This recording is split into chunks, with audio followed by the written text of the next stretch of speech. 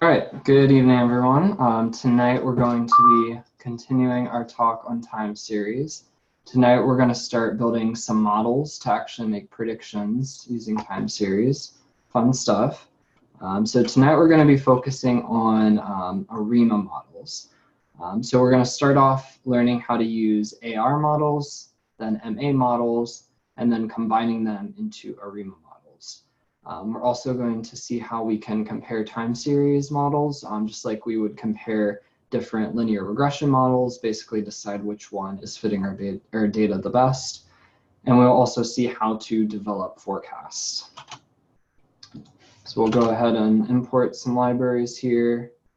You'll notice this at the bottom. With time series, you do get a lot of weird warnings, so you might want to filter them out just so you don't get a bunch of that red block of code.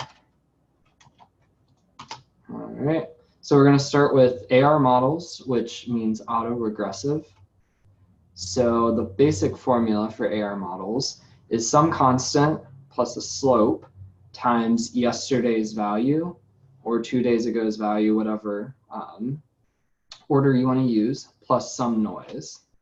So this is the formula here. So the constant is usually like the mean, so like the baseline in the middle. And then this symbol here is phi. It's like the slope. And then y t minus 1 is the value at basically yesterday or the previous time. And then this last part is the error or noise at the current time. So here we're going to generate a time series using this formula. So we pick a value for the mean, the mu, we pick a value for the slope, the phi, and then we're going to add some noise, just sampling from a normal distribution. And we're going to build a list of values. Here you can see that formula we just showed in action, basically. So the mean plus the slope times the previous value. You'll notice here there's this extra minus mu or minus the mean. This is just so we don't add like multiple means. We only want one each time. So we have to subtract it from this here. And then we add the noise at the current time. So this will build us a time series. And then we can plot it here and see what it looks like. So kind of noisy. Doesn't really have a distinct trend. It kind of goes down then goes back up. So we'll see how we build an AR model here. So you import ARIMA from stats models or ARIMA model. And then you'll notice in here there's order equals 1, 0. So the first number is going to be the AR in ARIMA, and the second number is going to be MA. Since we're only looking at ARIMA right now, we're just going to use the AR, and we're just going to start off with 1. You can change this value. I think in Python you can take it up to like 5 or 6, I think. And it could also be 0, and then the MA could be 1, as you'll see in a second. But for now, this is just a basic model. So this should be able to give us our constant, our mean, the mu, and then also the slope or the phi. So you'll notice we get this output table. Here's our constant, 7.85, and our basically our slope or our phi, 0.6953. So if we go back to where we built this, so we had a mu of 8 and a phi of 0.7. So we can see that we got pretty close to that. The noise definitely makes it harder to get exactly those values, but we can see the model basically fit to the data pretty well. And now we can actually do a prediction here. So this is predicting basically for all the data points we gave it, and then plus 12 more or plus another year. So you can see it adds this confidence interval zone. So it basically tells you the prediction with 95% confidence, it could fall anywhere in this zone. So probably not the best prediction here. You want to see kind of a smaller gray area, ideally. But you can see it kind of predicts something that we think could be likely given this data and given how noisy it is. So now we'll talk about moving average models, MA. So these have a slightly different formula. They have a mean still or a constant, and you also add a noise. But now instead of adding the previous day's value, we add the previous day's noise times a slope. So this is what the formula looks like here. We have mu, the mean, plus the current error, plus, in this case, the slope is called theta, and that's times the error at the previous timestamp. So we'll do something similar here. I've just changed the formula in here. So we have our mean plus theta times the previous error plus the current error. And we'll go ahead and build that time series and plot it out.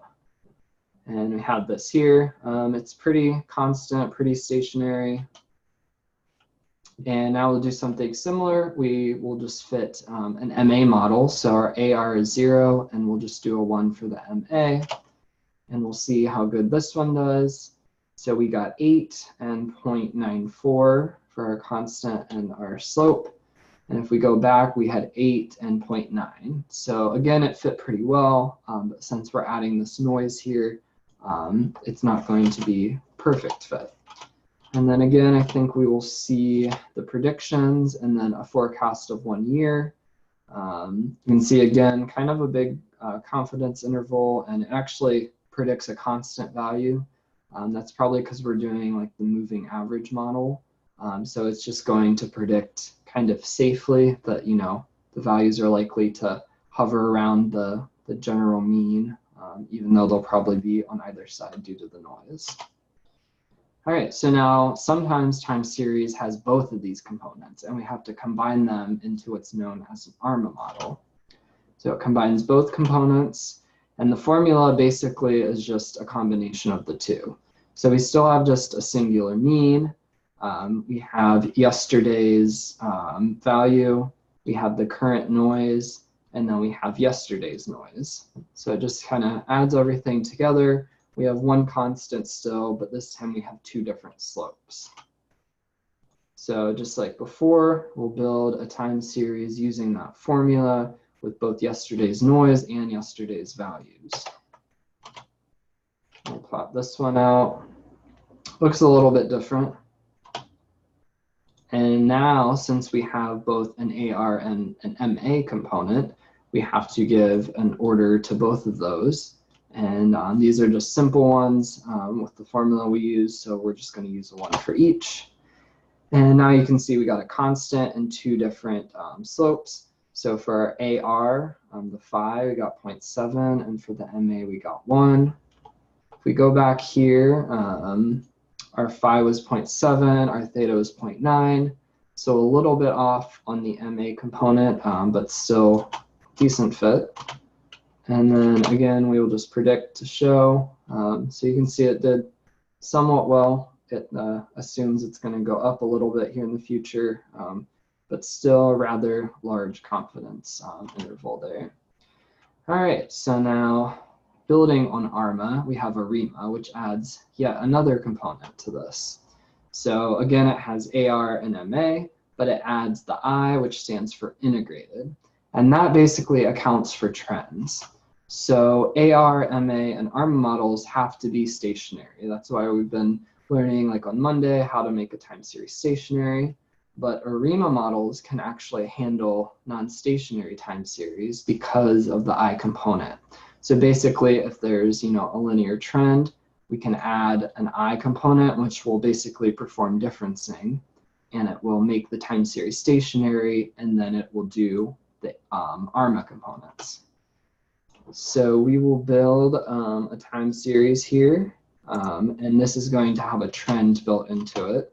So you'll see when we plot it out, it has a clear upward linear trend. So first, we'll just try doing an ARIMA model, no ARIMA, no I component, and see what happens.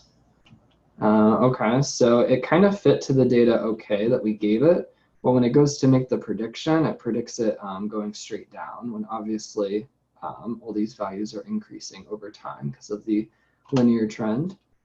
So now we'll try an ARIMA model. So you have to do a separate import for it, but it's just ARIMA.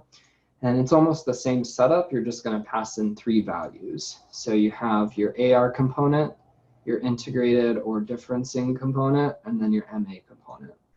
And we'll just add a 1 for all of them and print it out here. And now you can see that looks like a much better prediction. That's probably what the model is going to continue to do, that upward linear trend. So to determine the values for the AR, I, and MA components, there's lots of different theories about how to do it. There's lots of different guides. I'm going to show you one here in a second.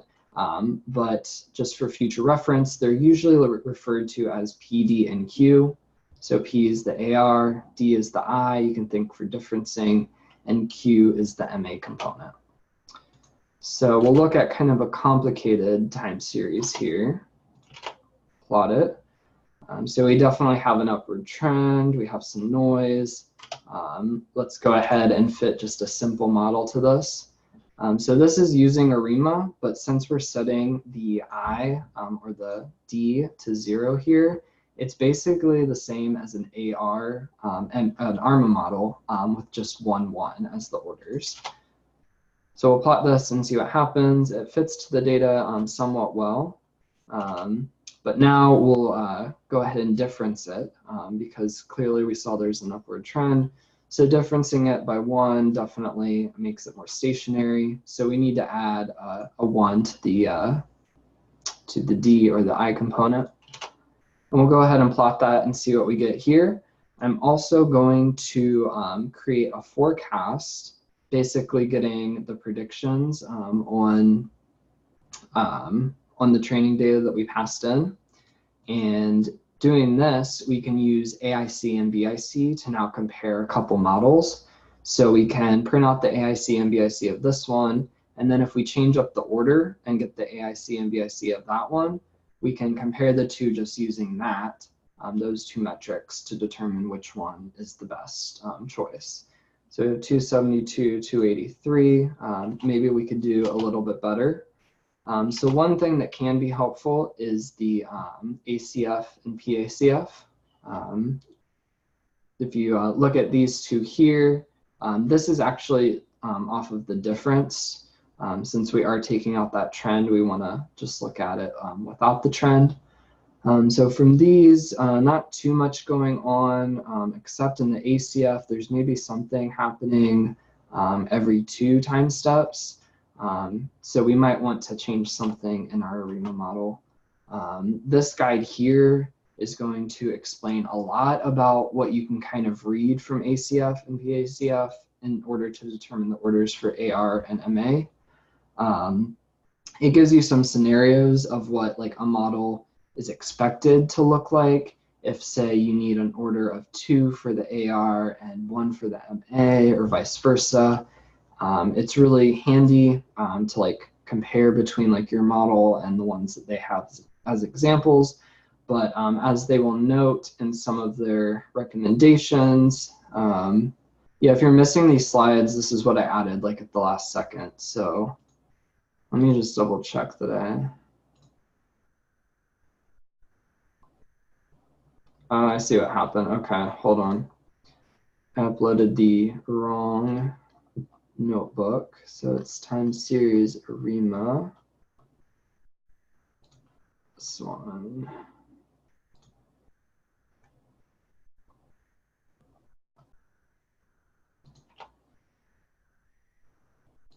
One second here.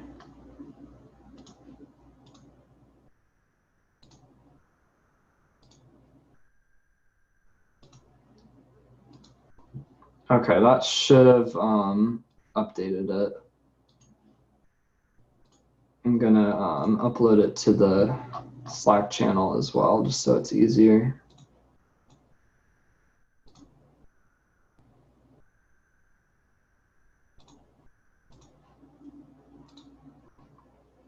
All right, so that should be on the Slack channel if you're missing these slides. It was just a couple last minute things, but okay, so yeah, so you want to use this guide, but that being said, the guide even mentions that these rules don't always apply.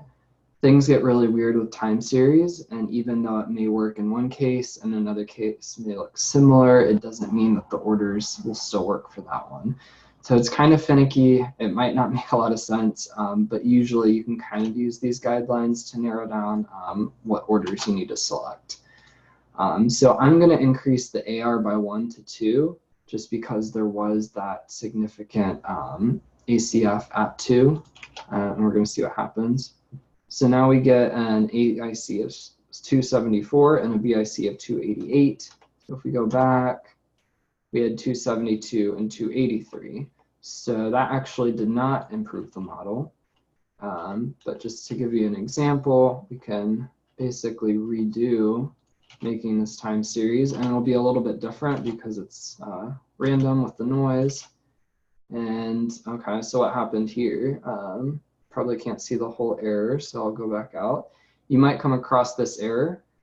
This is basically saying the time series isn't stationary. And since, even though we're doing ARIMA, we're not passing in anything here to the differencing, it's not able to handle it. But if we add a difference to it, then it's able to handle it. And just to prove that here, again, we can difference it to make it more stationary. And so now we'll fit it here, and we can see these AIC and BIC. We'll plot the ACF, PACF, again, something at 2. So we can maybe try going up to 2 on the AR. And now we have 320, 334, and it's still not any better. So sometimes the more simple model is the way to go. You can also kind of just try out different values. So what they have you do in the curriculum is basically do a grid search. So you would create, you know, like your p-values. So you can do like 0, 1, 2, and 3. Your q-values, pretty much the same thing. You'll probably always know what your I is going to be. You can kind of tell just by looking at the graph. But then it would basically have you come up with all the combinations of these and build a model for each one, store the AIC and BIC, and pick the best. It's not the most practical way to do things, but sometimes if the guidelines for looking at like the ACF and PACF don't really get you anywhere, it might be the easiest thing to do. So that's why they suggest it. But you can see you can try out different values here. So 320, 334.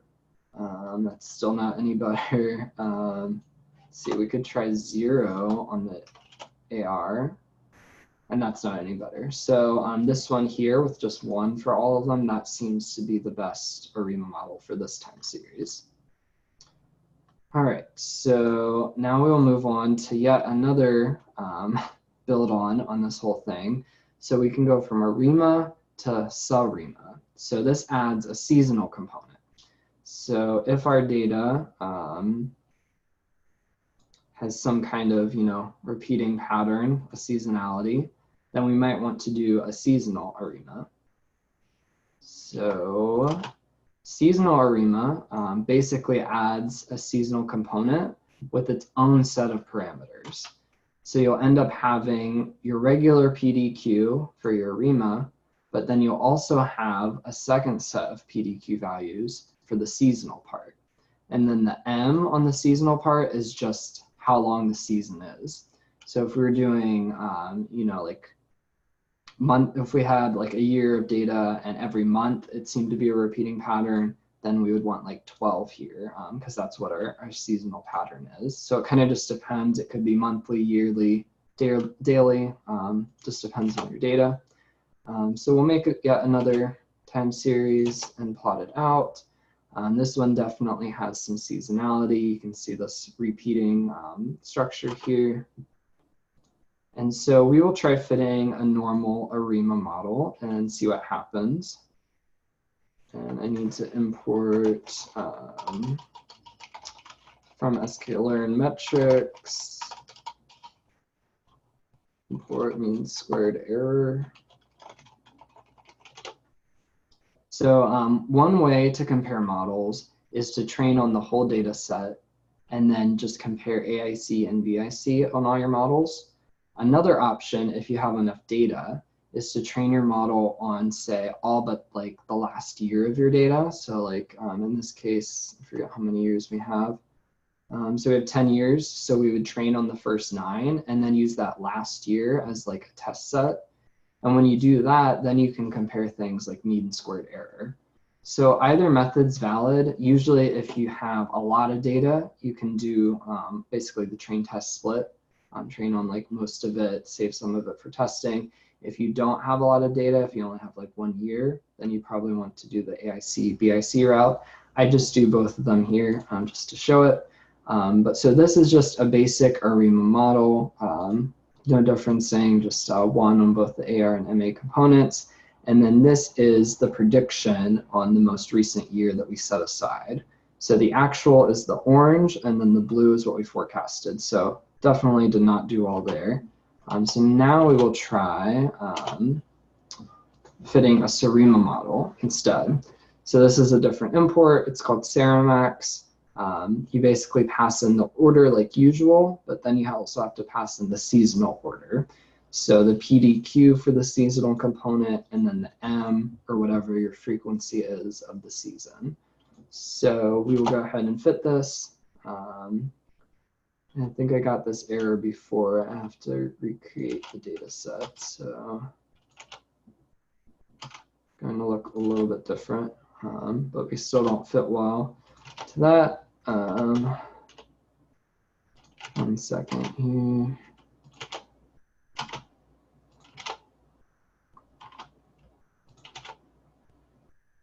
There we go. I think it's because I needed to add like a differencing component to the seasonal part. I didn't want to do that in this example. So this one works with the SARIMA with no differencing, and you can see already that it fit much better to that extra year that we set aside because it accounted for this kind of repeating pattern in the seasonality. So if you have seasonality, if you need to do differencing, if you think there's an AR and an MA component, then SARIMA is going to be your best bet. You can also always start off with SARIMA and then, kind of take away parts of it as you go on. You can also do the grid search here. So it would be a lot more combinations since you have 2 sets of PDQ values. So that can get really computationally expensive, but it is an option if you don't have any good insights on what values to choose. All right, so with that, we're going to do an activity, but before we talk about that, does anyone have any questions? Hey, Matt, sorry, I may miss this part. What is a PDQ again? So the PDQ is the order of the different components. So if we go back here,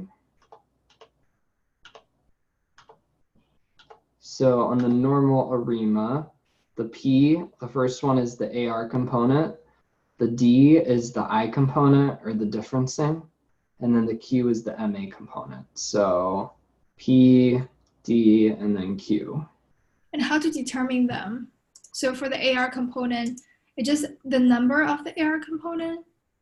Yeah, so it's the order. So remember in the formula for the AR component, if we go back here,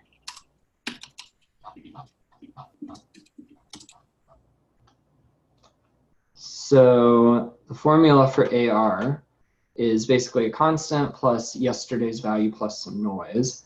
This would be for an order of 1. If we went up to an order of 2, it would take the yesterday value plus 2 days ago value. So each order you go up, you add like a previous value. So usually the ACF and the PACF can tell you a lot about like what AR component to add. Since it's plotting the time series against itself, you can kind of see if you need to include previous term values, if those are part of determining each future value in the time series. And the same for MA, I guess? Yeah, the MA is a little bit different, and like ACF and PACF might not tell you as much. It's a little more complicated to figure out which order to choose, but in adding different orders, it adds not just the noise from yesterday, but the noise from 2 days ago, from 3 days ago, so on and so forth. So when you increase the order, you'll get an extra coefficient than when you create the ARIMA model and print out the summary here. And so when you write, so you get the constant and the coefficient here, when you write out the formula, you basically just write like y t minus 1, right? Right. Yep. And what is the real value of MA.1? What do you mean the real value? Like the value be just below Oh, in coefficient? this example? No, no, no. I mean, in back to the table. Okay. Yeah, you can see like down below there's a real imaginary.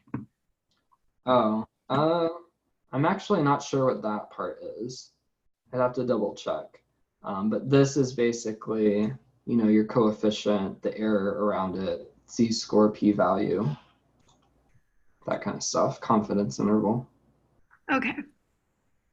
This is roots, so yeah, I'd have to double check on that part. Where did we get the D value from again? That's the I for the ARIMA one, right? But how, because before you said like, oh, you could just tell by looking. How can you just tell by looking? So you can tell if there's a trend. If there's a trend, there's definitely going to be a D component. You need to difference it basically. And basically, if you difference it, so like we did, so this was differenced once. If this still had a trend, then we would have to do a higher order of differencing.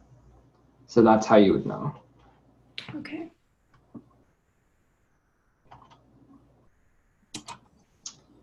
All right, any other questions?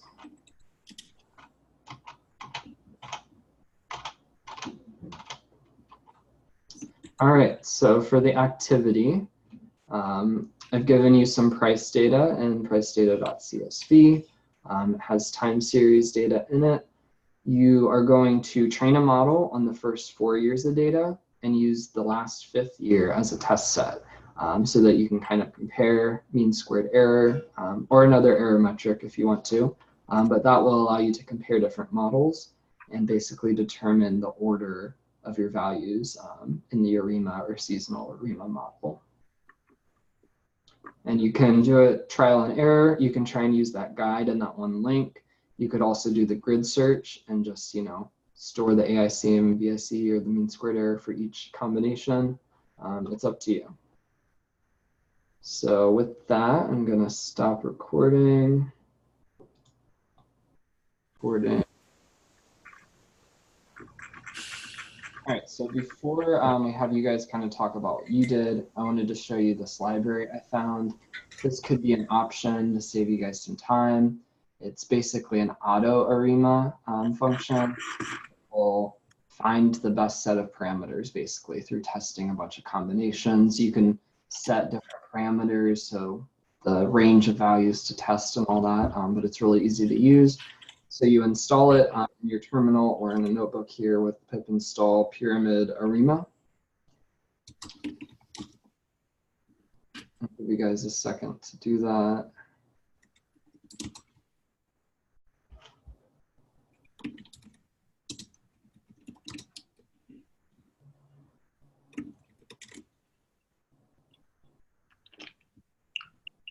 And then you just import from pyramid.arima, import auto ARIMA. And if you guys want to just give me a thumbs up when you've got it installed and imported.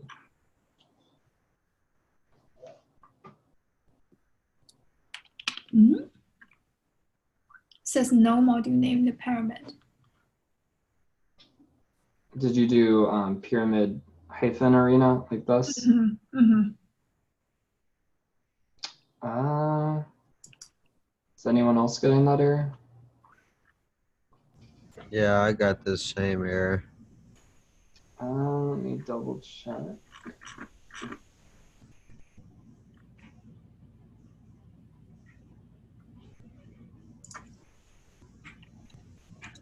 No, it should be pyramid ARIMA. Yeah.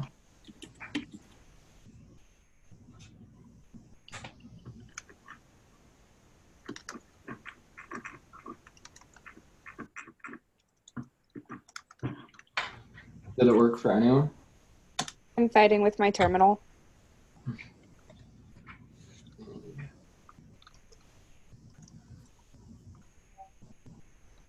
So This is the instructions. It just says pip install pyramid ARIMA. You can also try to do it from source like this. Like you get clone, go into the folder, and then you set it up and install. Okay, mine installed fine. But that's also because I know NumPy came up with a package and sklearn had an update. Yeah, it says here there might be an error if outdated NumPy versions. Mm-hmm. Hmm.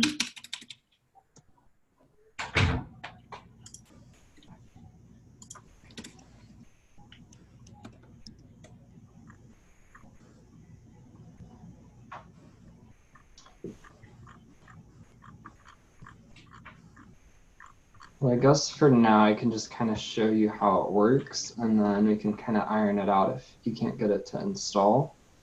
But you basically create a model object you call auto ARIMA. You pass in your time series. A lot of this stuff was just what was suggested to use. So trace will print out the results of each fit. Error action is if an error comes up, it'll just ignore it instead of like stopping the process. And then this just suppresses warnings. But what you do want to set is if you want a seasonal model to do seasonal equals true, and then you'll want to pass in the value for m because it won't figure that out itself. But basically, if you run that and then fit it on your data, you will get this whole printout here. You can see it goes through all the different combinations.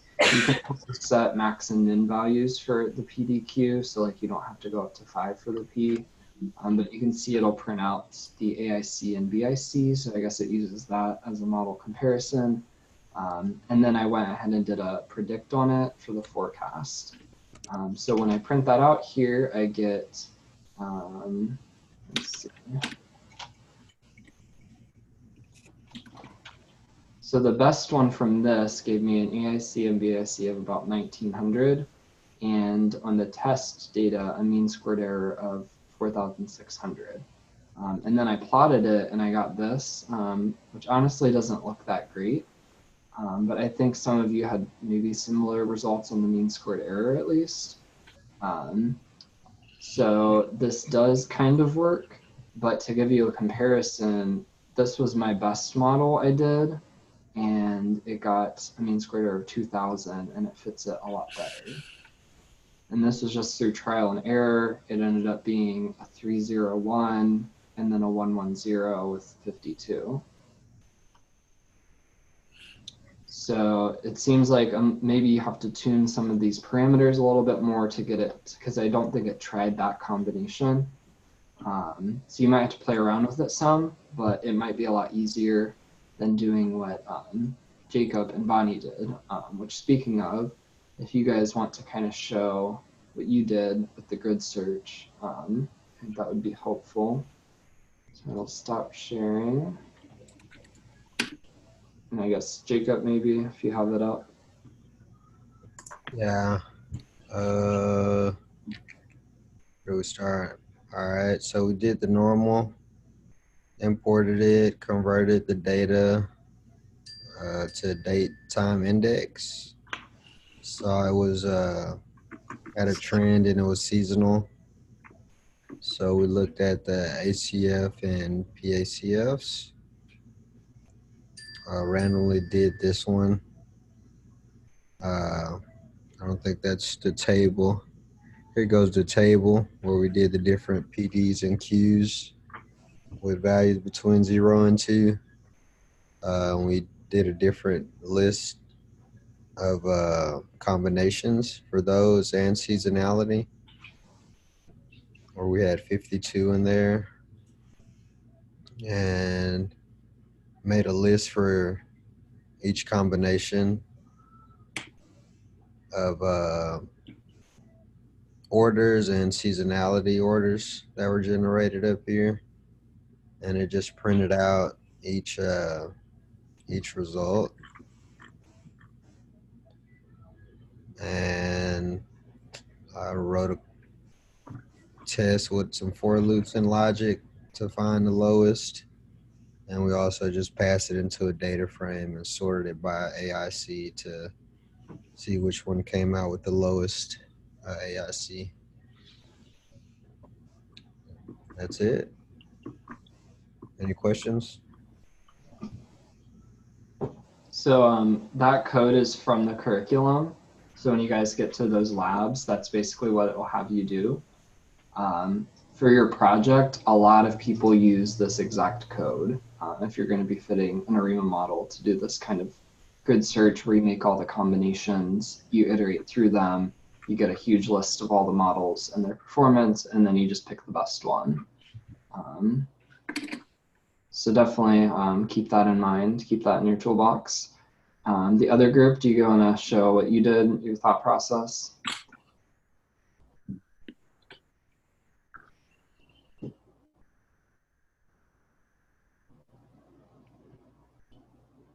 Okay, so here we read in our data, we got our data frame set up to our date time, we set it as the index, and then we did a test train split on our data frame. We saw that there was a trend. So whenever you took the differences, doing it once was fine. And then we fit our first model. We knew that there should be an AR and an MA just based on how it looked. And so we included both of those in our order for our base trend. This is our base AIC and BIC. Then we looked at the ACF and the PACF, and we noticed that there wasn't that much going on with it. So we decided to run with that as our first model. We printed out our parameters. Don't pay attention to that. Do pay attention to this, which is where we ran our forecasted data. And this is our base, like this is what it looks like on the baseline. It's a terrible fit. And then we decided to include seasonality and couldn't get the graphs to work out right, but our AIC or BIC was lowered and our mean squared error. We started from there, and that's kind of where we left off. This is me just trying the auto ARIMA. So yeah. All right, cool, thank you. Mm-hmm. So yeah, that was a good example of doing like the baseline. You definitely want to, have something to compare to so you know when to stop. Like if you have a model that's significantly better, you can say that's your stopping point. But yeah, so that's ARIMA. Definitely do the labs for these. That will help a lot more. Just getting more experience with it. Read through that guide I posted in this notebook, and that website also has a bunch more on time series. It's really helpful.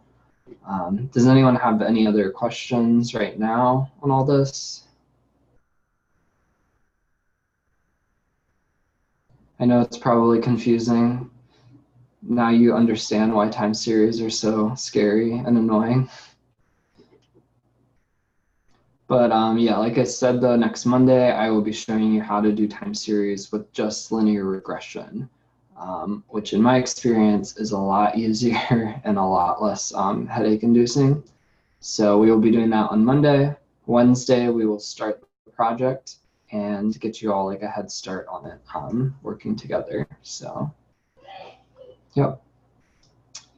And if no one has any other questions, Julia. When is the project due, actually? I just realized something. So it'll start next Wednesday. You'll have 2.5 weeks. So it'll be 2 weeks from next Friday. Okay, I have to look at the calendar. So that's still beginning of February or like end of January. It is February 7th. Okay. I'm going away that following week, so. Okay. All right, that works out. All right, thank you. I tried to finish these lessons early so that you have a lot of time for the project because it's a doozy of a project, but I think you guys will do fine, so. Okay. All right. Well, thanks everyone. I'll see you Thank next you, Matt. week. You're welcome. See ya. Bye, everybody. Bye.